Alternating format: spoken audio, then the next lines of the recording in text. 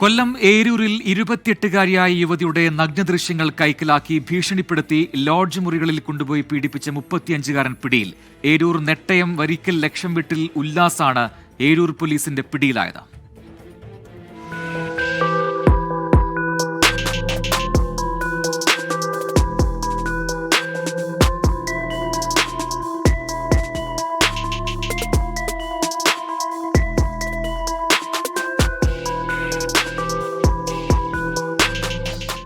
യുവതിയുടെ ഭർത്താവുമായി സൗഹൃദം സ്ഥാപിച്ച ഉല്ലാസ് 2024 ഒക്ടോബറിൽ ഭർത്താവ് വീട്ടിലില്ലാതിരുന്ന സമയത്തെത്തി യുവതിയെ പീഡിപ്പിക്കുകയായിരുന്നു. ഇതിനുശേഷം ഇവരുടെ നഗ്നദൃശ്യങ്ങൾ ഉല്ലാസ് കൈക്കലാക്കി.